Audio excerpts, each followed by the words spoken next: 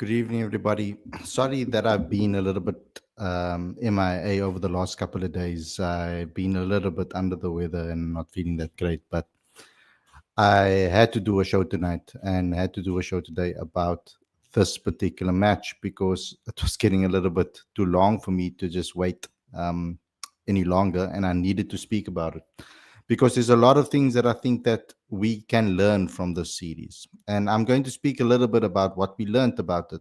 Now, we're going into the second game with a lot of confidence, but that's something that I think we need to just be wary of.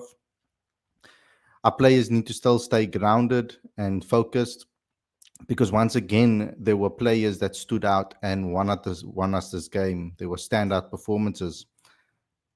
I think, though, besides the fact that there were a couple of batters and a couple of bowlers that maybe stood out, maybe particularly three players that really stood out in the first test match, there was a collective team spirit that we need to be aware of. But there's also a collective team fielding performance that I really want to highlight as well. The way these players were in the field were also top notch. I'm also going to update you on today's show on what the new squad is because there's been a couple of injuries that have hit us, and very, very unfortunate ones, really, really sad ones, actually. In fact, I'm a little bit irritated by the fact of the by the players that are left out because I thought that one of them needed the game time because they've been injured already and they've been out of the game for a time. So to be hit with another injury so soon after coming back, that's a crap one. And another one has just started to find his feet in international cricket in the test arena. So it does hit us at the wrong time. It is a little bit unlucky from a South African standpoint, but we have to move on. Coach Shukri has to wipe things off and move on, and let's get into the next match. But before I get started with today's show, and before I start this live show, I'd like you guys to please subscribe if you're new. Click that notification bell for all future videos, please. Very important that you do so. Smash the like button as well. Share this video with all your friends and family, as well as comment in the comment section after we end the stream. It's very important that you guys get involved in the comment section. Let me know what your starting lineups would be for the next game. All of those type of things I'd like you guys to please do. It's really, really important that you guys do so because it really helps us on the channel and it helps the videos spread as well. So please get involved with that. I'd also like you guys to please subscribe to Cricket Fanatics Magazine monthly. Every issue is 100% free, straight to your inbox every month. Link is on the screen as well as in the description right now. So go ahead and do so. It's amazing that what we do there, we give you in-depth features from our writers and analysis, etc., and opinions as well that will maybe open up your mind to a different view, a different angle when it comes to watching cricket and when it comes to covering cricket, as well as when it comes to supporting cricket. So all of those things are important. So without further ado, let's get straight into today's video.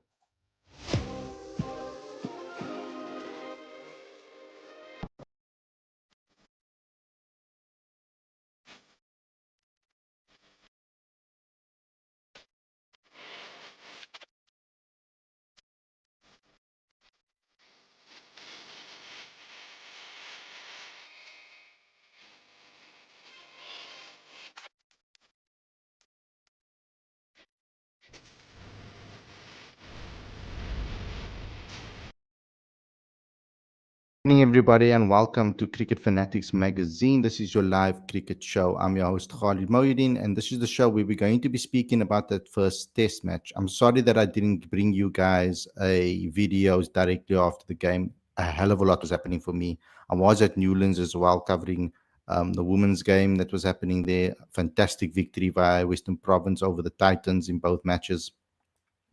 And I was also a friend of mine returned from Umrah, so I had to obviously go into my friend duties, family duties there as well, to make sure that everything is good there and that he returned safely, and obviously welcoming me back home. So, and I got a little bit sick as well this weekend, so I haven't really been in the best of spirits, but I had to come and deliver a show to you today, particularly with everything that's been happening.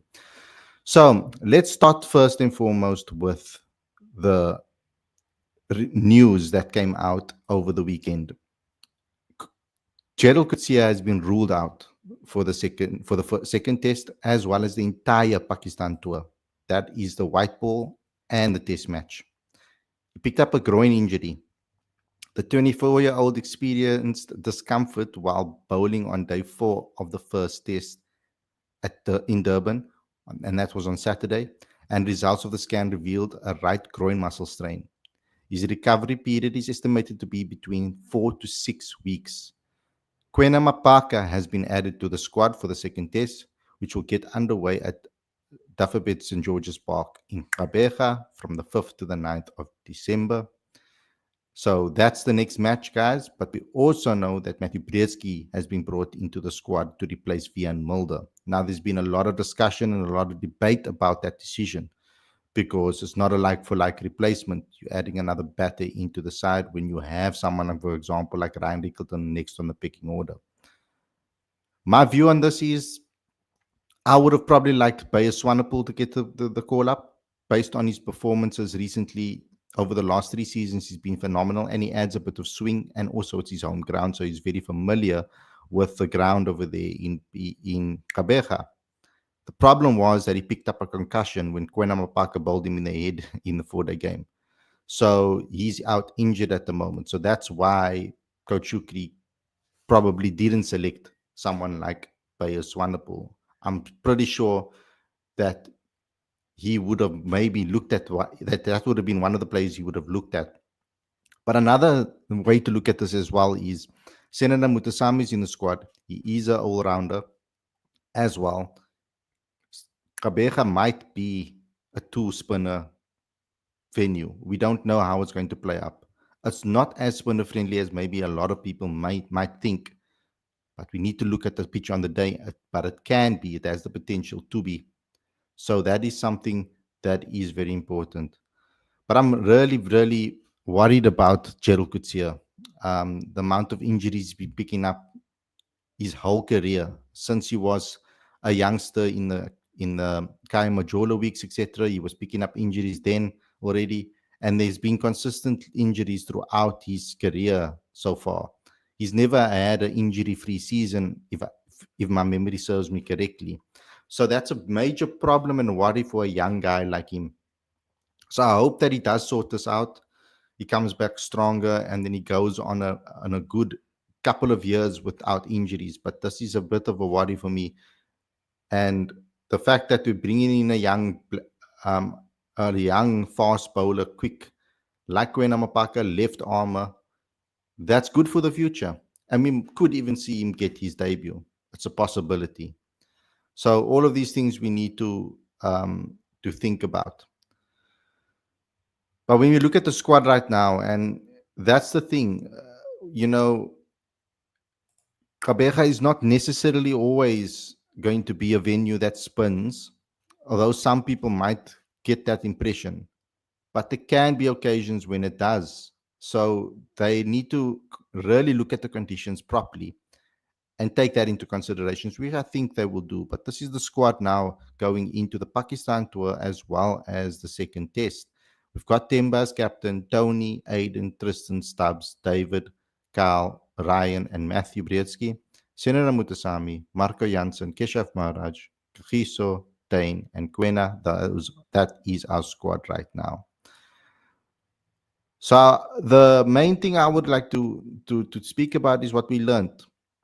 Now, I don't think we should get ahead of ourselves and run away with this like crazy. I think it was a very good victory, a convincing victory. A very good performance by Tristan Stubbs, Temba Bavuma. The two of them were phenomenal with the bat in that second innings. Marco Jansen has come back from his injury looking stronger, faster, fitter, more accurate. Just has to work on those no balls. I think that's creeping into his game currently.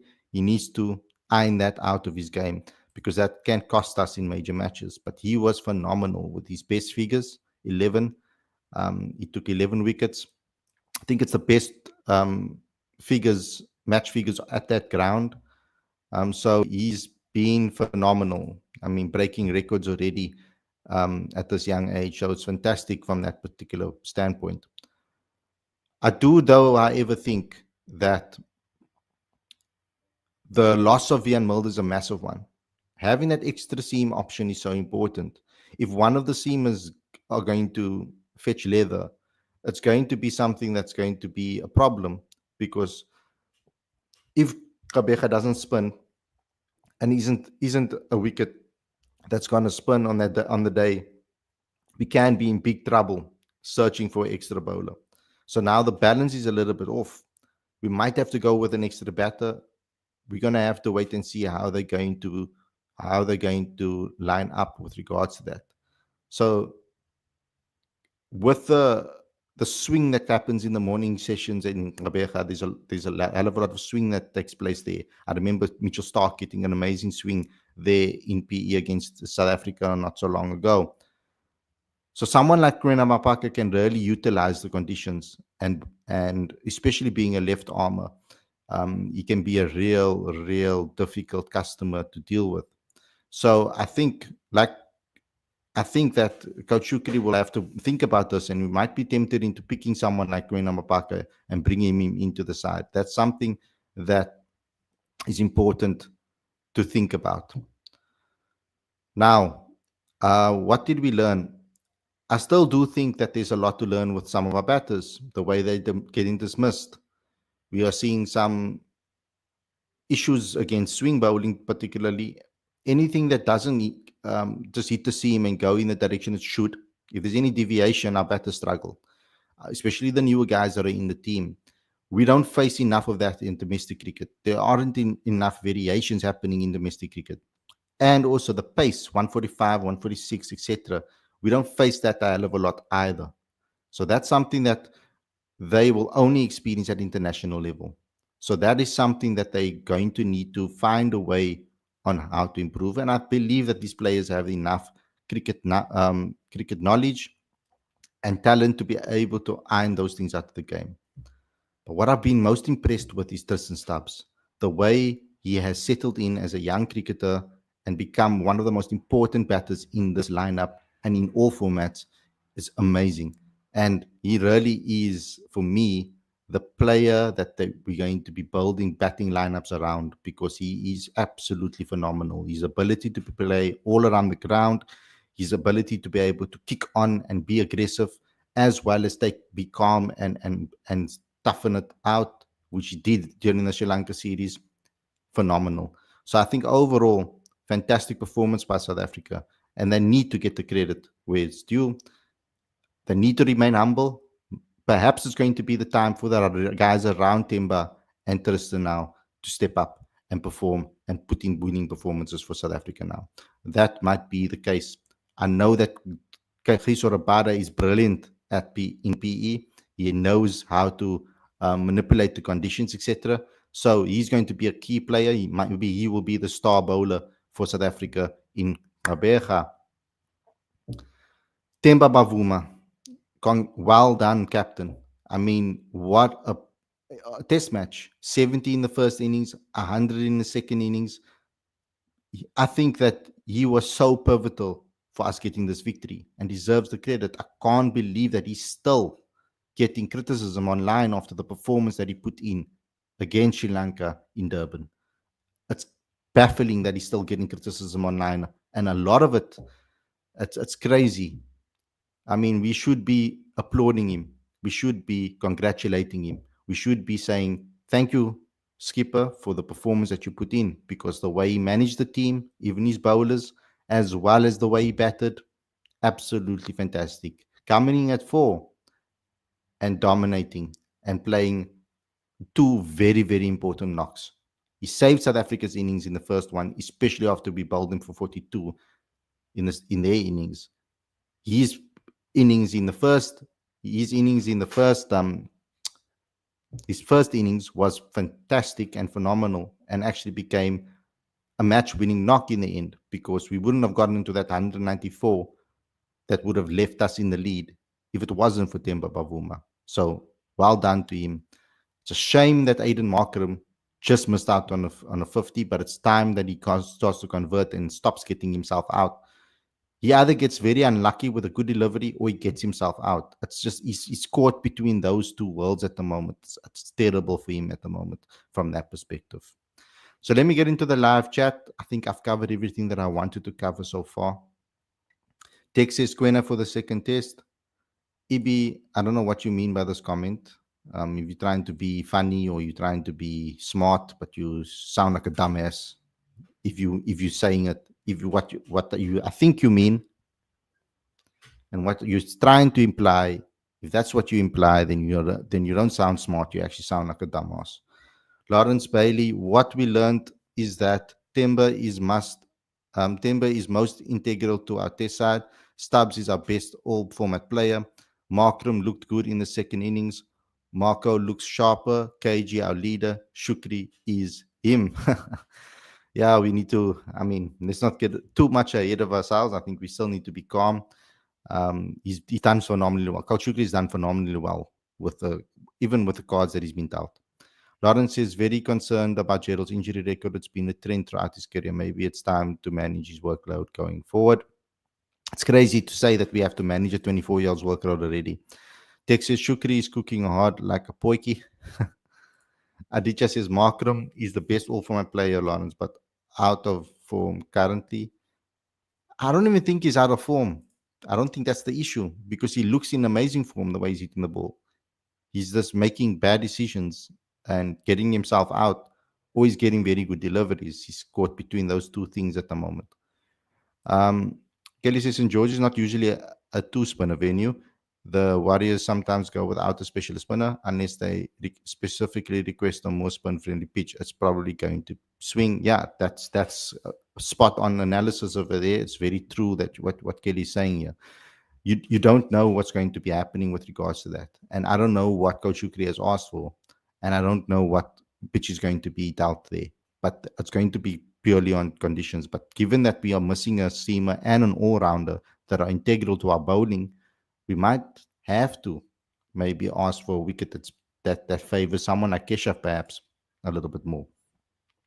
But I don't think Coach Shukri is going to be asking for specific wickets. He did say that in his press conference that he won't be doing so. So I'm going to take the coach's word for that, obviously. Lawrence says Dane Patterson, in my opinion, is the guy that should come in PE as being quite seamer friendly the past year or two. That's a perfect wicket for Dane to get a go in, as there will be something in for the seamers. Dane will be able to manipulate that new ball at that wicket for sure. Dick says Twena and Ryan at St. George's.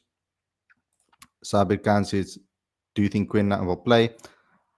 I'm like sitting on the fence with it. I think I'm about 40% he will play, because with Dane Patterson being called up before Quinn even got a call up, obviously there was matric exams, etc. But besides that, I think that Coach Shukri does really back Dane Patterson. So the fact that he's in the squad, he'll probably be the one that replaces Gerald. And he can put in a hand in knock with the bat. I think he can probably contribute similarly to what Gerald contributes with the bat. The only difference is he's not going to smack the ball and come out attacking and swinging like Gerald does. But I think that Dane Patterson will be able to put a 15, a 20 on the board if it's necessary. Aditya says, Khalid, when will the squads for the Pakistan T20s come? Will Markram play the first T20? I don't know when it will be released. It will probably be released during the second test. That's what I'm thinking. Lawrence says, either we go in with the extra bowler or extra batter in Rickleton. I definitely won't play the extra spinner, says Lawrence. That's a very valid point. Aditya says Markram will score a century in the WTC final. I'm bloody hoping so. Kelly says Shukri might be tempted by Quena. I won't lie. It isn't a bad surface to make your debut on, and he's quick enough to exploit any reverse swing. St. George's usually doesn't turn. At the most, it will be lower and slower. Yeah, so when the guys that we have don't necessarily also... I don't think that Senaran and Keshav, or particularly Keshav, doesn't necessarily benefit from a turning wicket per se. The lower, slower wickets are the ones where they really dominated. So the wickets where it's not turning as much is when Keshav comes to the party and performs. So if the wicket is a little bit lower and slower, it will benefit our spinners a lot. I don't think it will benefit their spinners as much. That's just my opinion. Lawrence says if Brevis didn't get the go in Bangladesh, I don't think we'll see Quena debut in PE in my opinion. Um, let's move on from that. Sarath says, I'm looking forward to the second test match as well. The squad announcement. Hope Rob has learned his lesson after the last T20 embarrassment. Yeah, let's not talk about T20 right now. We're just focusing on the test matches at the moment. Kelly says Marco is also very familiar with the conditions at St. George's Park. Yes, that's also very true, but that's why I'm not really highlighting it because I know that he did that. He's played there before and he's familiar with it. EB, I'm just going to ignore your comment. Dex says Rob is on very thin ice at the moment. To be honest, he cannot afford a single loss anymore. We must whitewash Pakistan. It's another white ball comment. Wilbur says Mapaka will get experience around the squad, similar to how Brevis got experience during the Bangladesh series.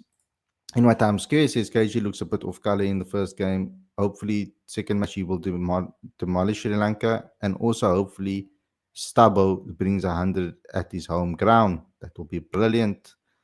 Times Square also says, don't know about Markram, but I feel Bellingham is the guy in the WTC final. Aditya says Markram is the main guy. He just has a mentality issue, tries too hard sometimes. Why is this thing not popping up? Fuck's sake, man. Yeah, I mean, you can say so, but he also needs to find a way mentally how to get into the right frame of mind to be able to take things over the line. Wilbur says it would be insane to play two spinners at St. George's Park. That's like Sri Lanka preparing on a green top in Gal. Um, Dumazweni says, "Our needs to give credit to coaching staff for get one needs to give credit to coaching staff for getting the best out of the same players who seem to struggle under previous highly rated coaches. When last did we see hundreds every next innings?" Very, very true. Can't really add too much to that. You hit the nail spot on. I mean, the coaching staff is doing phenomenally. And Coach Ashwell, the way he is taking players that he knows from domestic level, that he coached at domestic level, and continuing in their development, but by being part of that squad and also helping them succeed and excel and improve. So Coach Ashwell needs a lot of credit as well. He's been doing a phenomenal job from a batting point of view. Lawrence says, if Dane plays, I can see Senaran replace Vian, but if Quena comes in, Rickleton might get a go. It's about balance in my opinion. It's 100% about the balance as well. We need to take into consideration the balance of the team and that we are not exerting certain bowlers, for example, KG and Marco, that they're not bowling 30 overs each because now we're missing an extra bowler because of the balance. SA17 says, why are we not picking Bayers? Is there any cricketing reason for his continued exclusion? I think he's perfect. He's injured. He got a concussion. Quena Mapaka bowled him in the head. So that's why I think he didn't get selected for this one. Tex says, I'm concerned Andrich is not about test cricket at the moment. And Andre carrying a stress fracture. And now Gerald. We need to find us more fast bowlers. It is a major concern. Sarfar says, Khalid, I'm getting concerned about Kutsia getting frequently injured. Me too. We spoke about it at the top of the show. So that's something that is a problem. In what time square said, SA best 11 in test, almost whole 11 can bat. Rob should bring some temperate batting depth. Must bring the same template. Batting depth is a must in today's white ball game.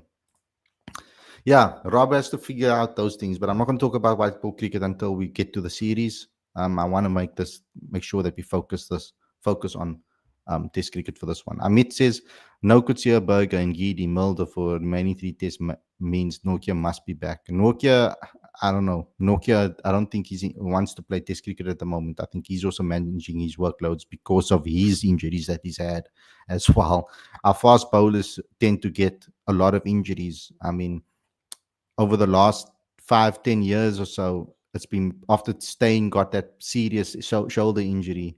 It's almost been like a domino effect with all our seam bowlers. The only one that stayed fit is KG Rabada. And now Marco Janssen, I mean, I hope that he can. He had a bad injury recently, but I hope that he can stay fit because he's important to our side as well. So anyway, guys, thanks a lot for tuning in. I hope you guys enjoyed this episode.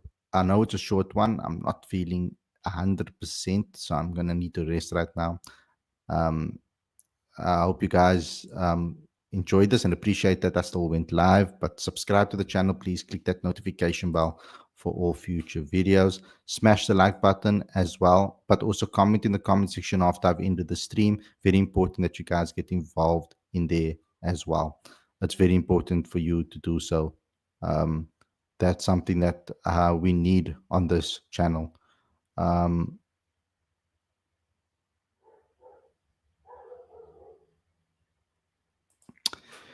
Guys, we are going to be playing soon. 5th of December is the next match, and then we'll be having, obviously, we'll have a preview show before that test match, but this is kind of a preview. So if I don't get to it, if I'm still not well, I'm hoping that this covers everything that we need for the next test match. But yeah, but I think that's important that you guys do so as well. Just make sure that you have everything covered. DJ saying I must take your comment. What comment, bro? Take my comment and share RAM, please. Where is that? What comment is this now?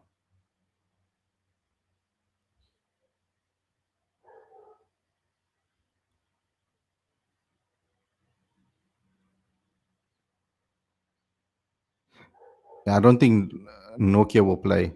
I can't find that comment right now.